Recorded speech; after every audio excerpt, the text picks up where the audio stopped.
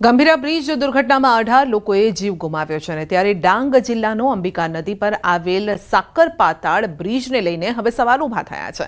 આ બ્રિજનું નિર્માણ 1960માં કરાયું હતું। સાપુતારાથી વઘઈ અને સુરતને જોડતો તેમજ સતત વાહન વ્યવહારથી ધમધમતા આ પુલની રિયાલિટી ચેક કરતા ચોંકાવનારા દ્રશ્યો સામે આવ્યા। આ પુલની નીચેના સ્લેબમાં તિરાડો પડી ગઈ છે અને પુલ પર ઠેર ઠેર સિમેન્ટના પોપડા બહાર આવી રહ્યા છે। આ પુલ પર દિવસભર વાહનોની અવરજવર રહે છે અને વળી આ પુલની મજબૂતાઈ નબળી પડી ગઈ છે અને તેથી અવરજવર કરતા લોકો ભયમાં છે અને ત્યાંથી તેઓ પસાર પણ થઈ રહ્યા છે।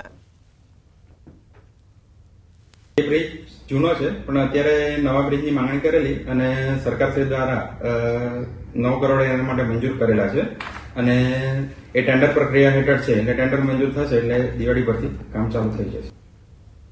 તો ખેડામાં ન્યૂઝ 18 ગુજરાતીનું રિયાલિટી ચેક બાદ તંત્ર હરકતમાં આવ્યું છે। ગળતેશ્વર તાલુકાના સેવાલિયા પાસે આવેલ વર્ષો જૂના બ્રિજને તાત્કાલિક બંધ કરી દેવામાં આવ્યો છે। સેવાલિયા ગોધરાને જોડતો બ્રિજ અત્યંત બિસ્માર હાલતમાં છે। ન્યૂઝ 18 ગુજરાતી આ અહેવાલ પ્રસારિત કર્યો હતો। રિયાલિટી ચેક કરતા જાણવા મળ્યું છે કે બ્રિજ નજીક આવેલ માઇન્સમાં થતા વેગન બ્લાસ્ટના ધક્કાથી બ્રિજની ક્ષમતા સતત ઘટી રહી છે। આ અહેવાલ રજૂ કરતા તંત્ર સફાળું જાગ્યું અને વાહન ચાલકોના સુરક્ષા માટે મોટો નિર્ણય કરી બ્રિજ બંધ કરાયો છે। હવે વાહનોને 15 કિલોમીટરનો વળાંક લઈને મહારાજના મુવાડા ચેકપોસ્ટ તરફથી જતા માર્ગનો ઉપયોગ કરવો પડશે। ચોમાસામાં પડેલા વરસાદના કારણે રોડ રસ્તા પર ખાડા રાજ છે અને ફક્ત ગામના રોડ નહીં પરંતુ નેશનલ હાઈવે પર પણ ખાડાઓનું સામ્રાજ્ય છે। પાલનપુર નજીકથી પસાર થતા નેશનલ હાઈવે પર રોજના હજારો વાહન પસાર થાય છે અને આ હાઈવે પર પડેલા ખાડાઓને લઈને અવરજવર કરતા લોકોને હાલાકી પડી રહી છે।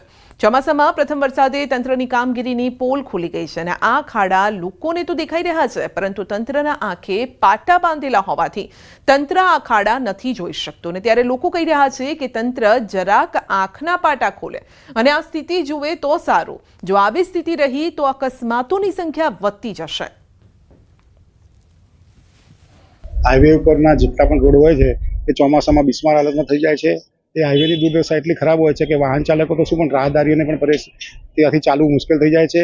વાહન ચાલકોના વાહનો કકડી જાય છે, વાહન ચાલકોને શારીરિક તકલીફો થાય છે પરંતુ તંત્ર સુધરતું નથી। દર ચોમાસે આ તકલીફો થાય છે। કેટલા બધા મોટા ખાડા પડી ગયા છે અને એના લીધે કેટલાક અકસ્માતો પણ થાય છે।